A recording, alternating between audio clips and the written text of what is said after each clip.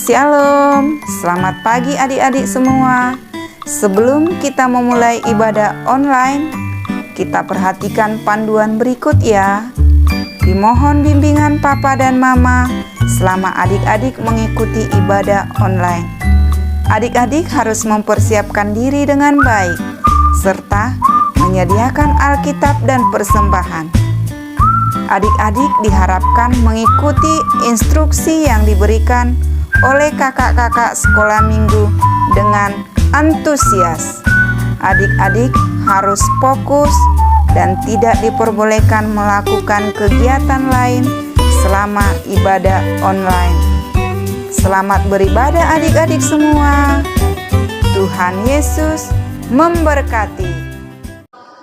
Shalom adik-adik, apa kabarnya? Dahsyat, luar biasa, yes, yes, yes.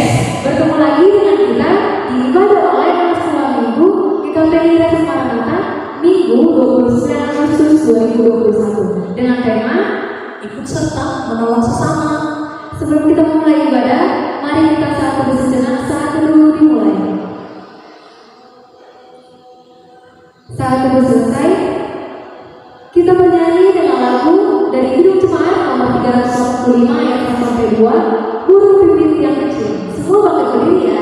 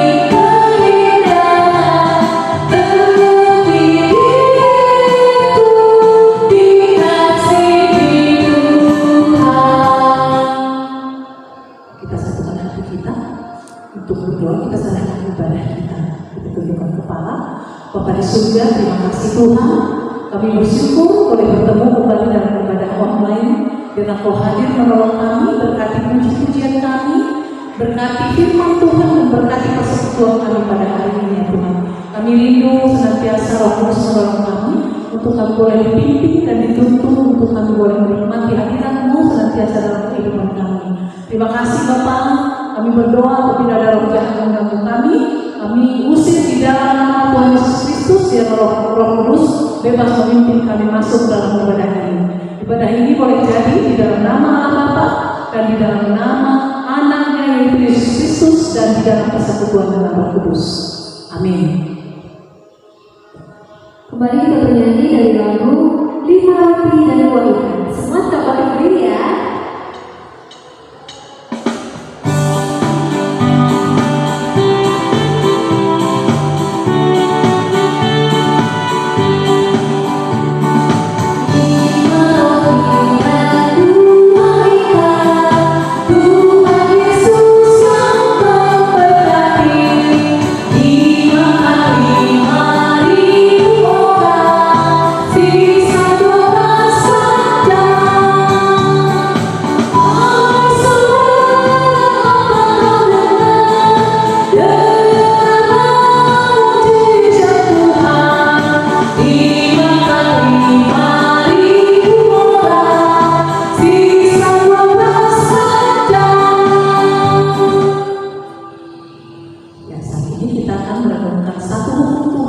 Yaitu hukum Tuhan yang ke-8. Kita bersama-sama mengucapkan hukum Tuhan yang ke-8. 1, 2, 3, ya. Jangan kau mencuri. Sekali lagi kita ulang bersama-sama. Jangan kau mencuri. Artinya kita harus takut serta kasih kepada Allah. Sebab itu jangan kita mencuri uang atau harta sama manusia, atau menggunakan tipu daya menjadikan usaha dan niaga sama manusia untuk kepentingan kita. Kita harus membantu memajukan usaha mereka serta memeliharanya. Demikianlah hukum Tuhan. Mari kita memohon kekuatan daripada Ya Allah Bapa kami, berikan kami kekuatan untuk melakukannya sesuai dengan hukum-Mu. Amin. Untuk menyambut firman Tuhan, kita bernyanyi dari lagu Yesus Kupanggil.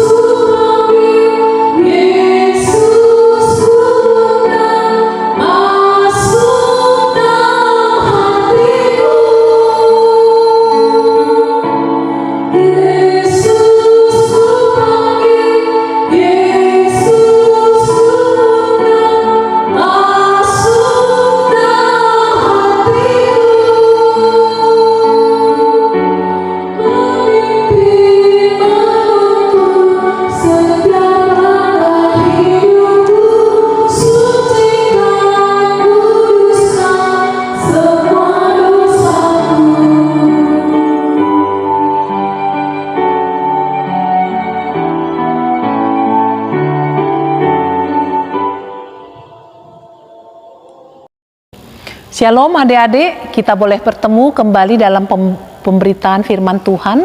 Renungan kita pada hari ini terambil dari 2 Raja-Raja pasal yang ke-5 ayat 1 sampai dengan ayat yang ke-5 dengan satu tema ikut serta menolong sesama. Semua buka Alkitabnya 2 Raja-Raja pasal yang ke-5 ayat 1 sampai dengan ayat yang ke-5.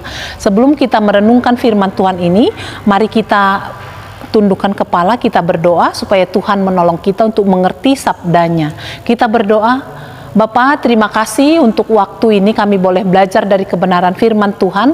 Hadirlah Engkau Bapa mengarahkan hati dan pikiran kami supaya kami boleh sungguh-sungguh untuk mempelajari kebenaran firman Tuhan sehingga kami boleh percaya dan melakukannya. Kami boleh bertumbuh iman percaya kami kepadamu ya Tuhan. Terima kasih Bapa, kami serahkan waktu ini biarlah Roh Kudus boleh mengajari kami dan memberikan kami pengertian. Kami sambut firman Tuhan di dalam nama Yesus. Amin. Ya. Tadi ya kita sudah buka 2 Raja-Raja pasal yang ke-5 ayat 1 sampai dengan ayat yang ke-5. Kita baca bersama-sama. Naaman disembuhkan. Naaman panglima Raja Aram adalah seorang terpandang di hadapan tuannya dan sangat disayangi. Sebab oleh dia Tuhan telah memberikan kemenangan kepada orang Aram. Tetapi orang itu seorang pahlawan tentara sakit kusta. Orang Aram pernah keluar bergerombolan dan membawa tertawan seorang anak perempuan dari negeri Israel. Ia menjadi pelayan pada istri Naaman. Berkatalah gadis itu kepada nyonyanya, sekiranya tuanku menghadap nabi yang di Samaria itu, maka tentulah nabi itu akan menyembuhkan dia dari penyakitnya. Lalu pergilah Naaman memberitahukan kepada tuannya, katanya, beginilah dikatakan oleh gadis yang dari negeri Israel itu. Maka jawab Raja Aram, baik, pergilah, aku akan mengirim surat kepada Raja Israel. Lalu pergilah Naaman dan membawa sebagai persembahan 10 talenta perak dan 6.000 sikal emas dan 10 potong pakaian. Sampai sedemikian firman Tuhan. Terima kasih kita sudah baca bersama-sama. Adik-adik yang dikasihi Tuhan, apa tadi temanya? Semuanya menjawab, apa tadi tema firman Tuhan? Ikut serta menolong sesama. Ya, cerita ini mungkin kita sudah pernah dengar. Ini cerita yang menarik sekali, karena Allah Israel itu Allah yang hebat, Allah yang luar biasa. Allah yang disembah oleh orang Israel itu Allah yang hebat, Allah yang sanggup melakukan apapun di tengah kehidupan kita. Secara khusus di tengah cerita ini, dia sanggup menyembuhkan sakit apapun. Dan saat itu cerita ini menceritakan ada seorang Naaman yang sedang sakit kusta, dan dia sebenarnya tidak percaya kepada Allah orang Israel, karena dia kan bukan penyembah Allahnya Israel itu. Dia menyembah kepada dewa dan dia tidak mempercayai itu. Tetapi Allah kita itu Allah yang mengasihi semua manusia tanpa terkecuali. Ya, Allah itu mengasihi bukan cuma orang Kristen, tapi dia hadir ke semua manusia. Bukan cuma orang Simalingkar saja yang dikasihi, tetapi seluruh isi dunia ini. Dia cinta semua anak-anak yang ada di dunia ini. Dan cerita ini menceritakan satu orang perempuan yang ditawan dari negeri Israel dan mereka bawa itu ke negeri Aram. Dia menjadi seorang pembantu, ya. Kalau kita katakan dalam sekarang ini pembantu rumah tangga, ya. Kalau ketika itu disebut jadi budak, ini akan diperlakukan oleh tuannya itu menjadi pesuruh. Mungkin disuruh segalanya, bisa disuruh kepada dia sebab posisinya sebagai budak atau hamba atau pelayan, seperti itu.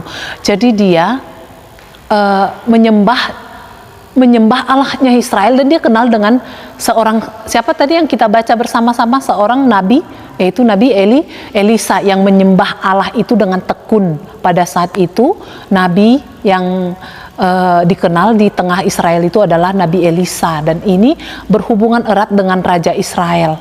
Dan ketika Raja memberi keputusan pun dia harus menanya seorang nabi, karena Allah berbicara langsung kepada seorang nabi. Adik-adik yang dikasihi Tuhan, mari kita lihat satu film animasi untuk menguatkan kita dalam cerita ini. Ada seorang pahlawan panglima tentara kerajaan Aram. Dia bernama Nahaman.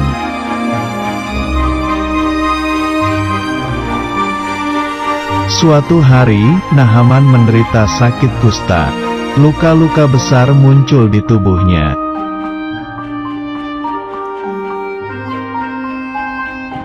Istri Nahaman menjadi bingung, tetapi seorang anak perempuan Israel pelayan Nahaman mempunyai rencana.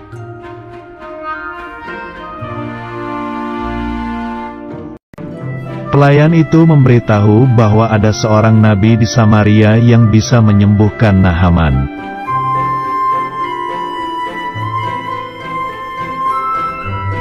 Kemudian pergilah Nahaman dan pasukannya membawa persembahan perak, emas, dan pakaian.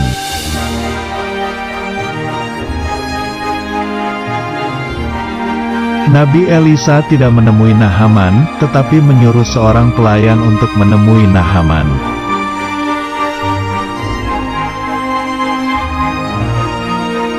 Pelayan Nabi Elisa memerintahkan agar Nahaman mandi di sungai Yordan selama 7 kali agar sembuh.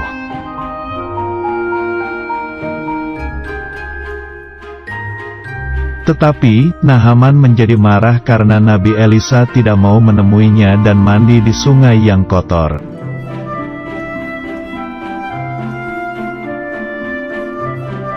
Tiba-tiba, para prajurit Nahaman memohon agar Panglima Nahaman mau mentaati perintah Nabi Elisa.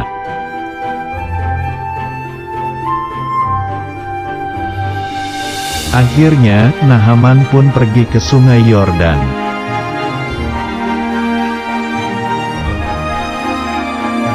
Di sungai Yordan, Nahaman mandi selama 7 kali.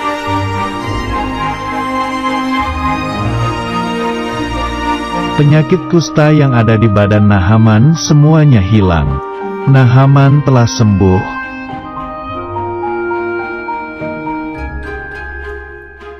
Naaman memberikan hadiah kepada Nabi Elisa karena menyembuhkannya, tapi Nabi Elisa menolaknya.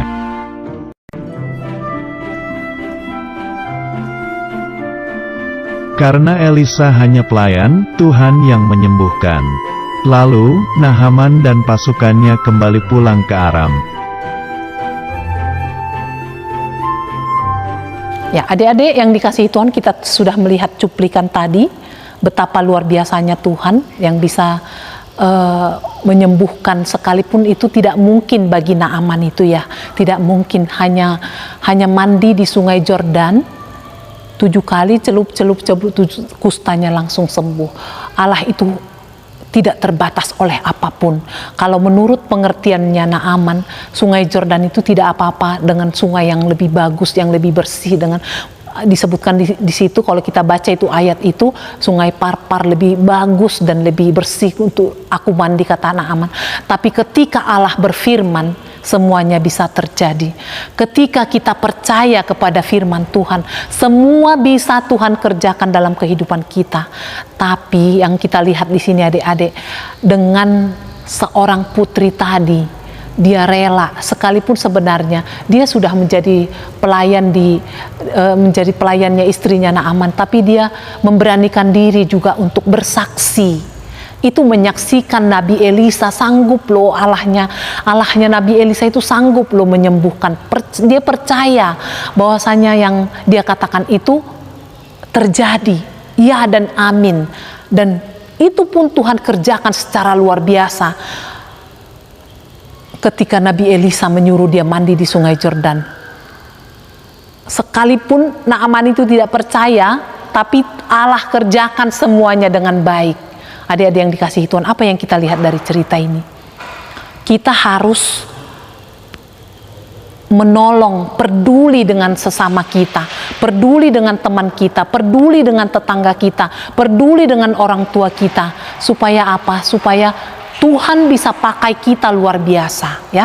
Tuhan bisa pakai kita secara luar biasa. Karena apa? Kita percaya kepada Allah yang hidup, yang sanggup melakukan semua, apapun yang menjadi kerinduan hati kita. Itu adik-adik yang bisa saya sampaikan. Dibuka ayat hafalannya, Galatia 6 ayat 2. Sudah dapat semuanya? Galatia 6 ayat 2. Mari kita baca bersama-sama. Firman Tuhan ini mengajarkan kita juga seperti tema. Kita bisa menjadi penolong buat sesama kita manusia. Baik di tengah lingkungan keluarga kita, di lingkungan tempat kita tinggal, di sekolah, semua itu bisa Tuhan pakai kita untuk kita menjadi penolong, perpanjangan tangan Tuhan untuk menolong sesama manusia. Kita baca bersama-sama. Galatia 6 ayat 2. Bertolong-tolonganlah menanggung bebanmu, demikianlah kamu memenuhi hukum Kristus. Kita baca supaya kita hafalkan ayat ini. Galatia 6 ayat 2, bertolong-tolonganlah menanggung bebanmu, demikianlah kamu memenuhi hukum Kristus. Jadi ketika ada orang lain kita lihat berbeban, berikan waktumu, berikan tenagamu, berikan apa yang bisa kita berikan kepada sesama kita, supaya dia bisa tertolong. Lewat kita, Allah bisa melakukan perkara-perkara yang luar biasa bagi sesama kita. Sampai sedemikian firman Tuhan, kita berdoa. Bapa, terima kasih untuk firman Tuhan yang kami renungkan. Biarlah kami Tuhan boleh memiliki hati yang rela untuk menolong orang lain, untuk menolong sesama kami manusia, menolong teman kami, menolong keluarga kami, menolong orang tua kami Bapa, sehingga kami Tuhan menjadi perpanjangan tangan Tuhan untuk mengerjakan pekerjaan-Mu, sehingga kami boleh menjadi teman sekerja Tuhan di tengah kehidupan kami. Pakailah kami Bapa, sehingga kami Bapa menjadi alat-Mu dan beban orang lain boleh menjadi ringan oleh karena Engkau memimpin kami, menuntun kami di tengah perjalanan hidup kami. Terima kasih Bapa untuk firman Tuhan yang kami renungkan ini. Betapa hebatnya Engkau Bapa, betapa luar biasanya Tuhan yang menjadikan segala sesuatu dalam kehidupan kami, yang menyembuhkan Naaman sehingga dia tahir dari sakit kustanya. Dan saat ini Bapa, kami juga berdoa untuk teman-teman kami yang sakit, orang tua kami yang sakit, seperti Engkau Tuhan dahulu menyembuhkan Naaman. Engkau saat ini juga Tuhan boleh menyembuhkan teman-teman kami yang sakit, menyembuhkan orang tua kami yang sakit sehingga mereka tahir, karena Engkau Allah yang tidak pernah berubah dalam kehidupan kami. Terima kasih Bapa, kami yakin dan percaya Allah yang hebat, Allah yang luar biasa, yang disembah oleh Nabi Elisa, itu juga Allah yang kami sembah. Allahnya Israel, Allahnya Yakub, Ishak dan Abraham, itu juga yang kami sembah. Karena itu Tuhan, biarlah kami boleh percaya, boleh bertekun di dalam pengikutan kami kepada Tuhan. Terima kasih Bapa, terpujilah namamu. Di dalam nama Yesus kami sudah berdoa dan bersyukur. Amin. Saat kita mengumpulkan persembahan, ayat firman Tuhan yang mengantarkan kita untuk memberi persembahan terambil dari Roma 11 ayat yang ke-36. Sebab segala sesuatu adalah dari Dia, dan oleh Dia, dan kepada Dia, bagi Dialah kemuliaan sampai selama-lamanya. Kita berikan persembahan kita.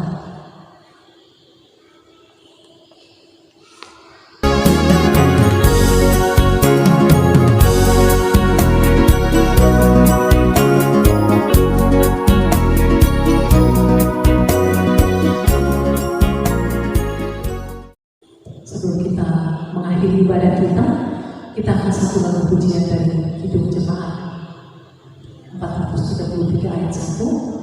Aku suka kembali.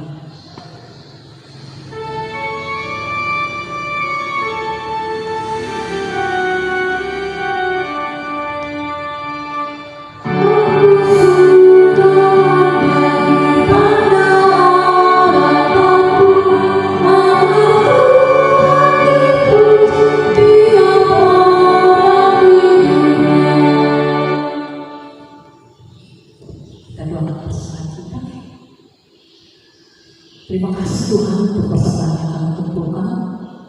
Biarlah Engkau memberkati hidup yang kami kumpulkan untuk memperlebar kerajaan-Mu di tengah dunia ini. Ajari kami Bapa, supaya kami boleh memberi terima hati sebagai persembahan kami kepada Tuhan.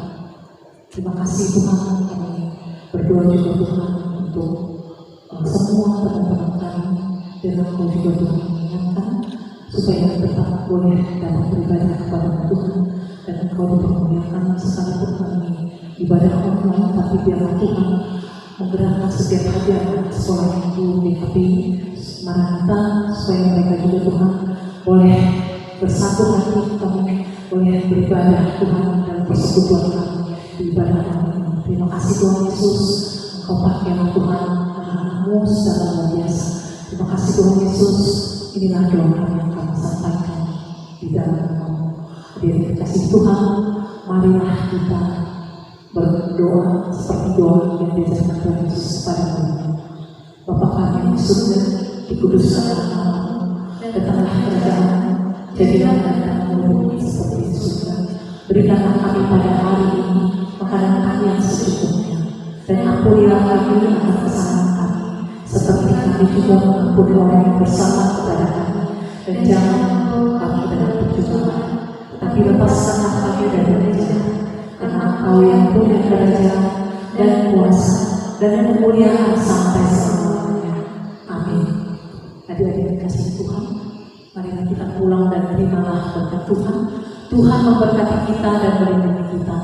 Tuhan menyinari kita dengan wajah-Nya dan memberi kita kasih karunia. Tuhan menghadapkan wajah-Nya kepada kita dan memberi kita damai sejahtera.